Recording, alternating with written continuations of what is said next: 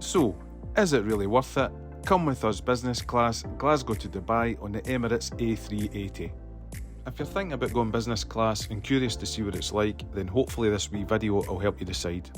Because whether it's economy, premium economy, business class, first class, airlines can vary massively. Also, a wee tip before you book business class on Emirates, don't pre-book. Wait until you get to check-in and ask if there's any upgrades available for business class. Look, by all means pre-book if you've got more money than sense, but if you wait till check-in, you will get a much better deal. If you call beforehand or check via the Emirates app, it will almost always tell you there's no upgrades available. However, 9 times out of 10, there is. Also, definitely don't wait till you're on the aircraft to ask because you'll be charged an arm and a leg. So, with first class and business, you're on the aircraft first, but before we get comfy and settle in, let's check out the bar priorities. Obviously it's closed just now before takeoff, but here's all the champagne and juices laid out for you arriving. Fantastic, we'll definitely be back here later.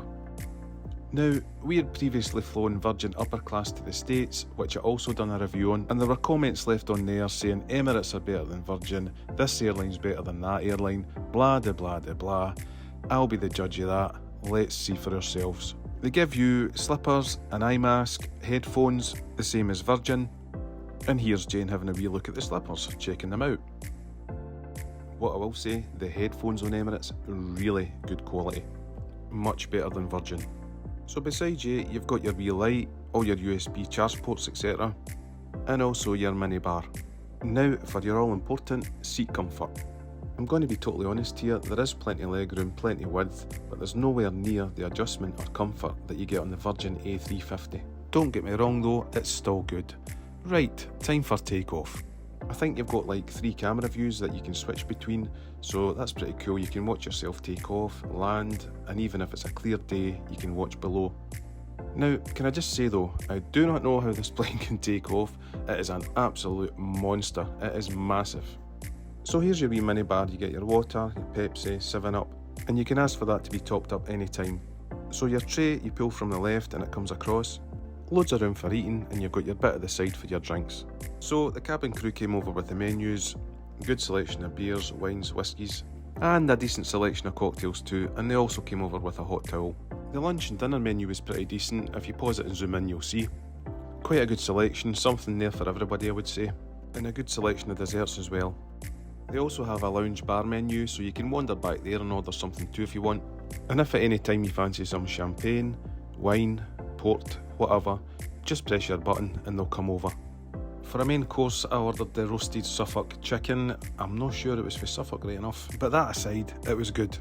Jane ordered the seared beef fillet, which was really good, but in comparison to Virgin, not quite as nice. Right, come on, check the toilet out. How snazzy is this? As far as toilets go, very nice. You can help yourself to a wee dental kit to freshen up if you want, or even some perfume and aftershave if you like. How fancy, that's one up in Virgin, they never had that. Right, a wee Bloody Mary before we revisit the bar, just don't say that 3 times in the mirror.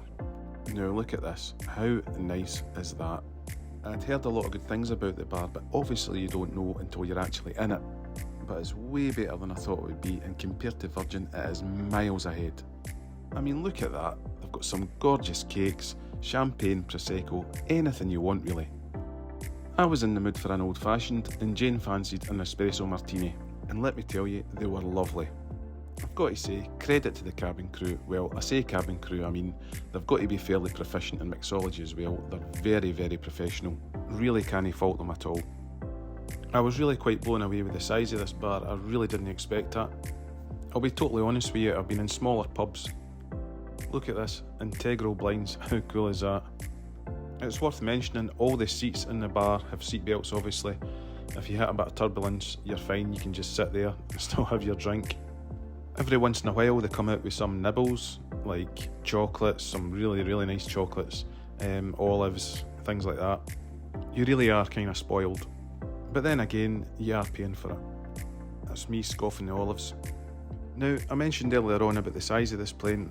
These are stairs at the back, going to God knows where. It's maybe cabin crew sleeping quarters or something, maybe somebody can tell me. It was getting on, so it was time to chill out and watch a movie before we arrive. So you'll see it's all touch screen. There was actually quite a good selection of movies. So a wee bit of Elvis for me, They've got a wee remote as well, so like if you're lying back, you can operate the TV from there. They dimmed the lights, you'll see like a night sky effect, that was quite cool. Some nice ambient lighting, created a nice atmosphere. We also ordered our desserts. Jane went for the cheesecake, I went for the cheese board as per usual. Again, all good. It came with some nice wee chocolates as well. And a wee while after that, I ordered some ice cream. What a greedy bar steward. Good though. Oh well, you're on holiday, start as you mean to go on. That's me with the slippers on, and this is me lying right back flat out with the eye mask on. Idiot.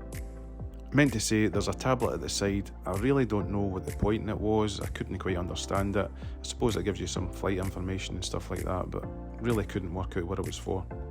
So overall, well impressed with Emirates. Compared to Virgin, don't know its pros and cons, what one has, the other hasn't, vice versa.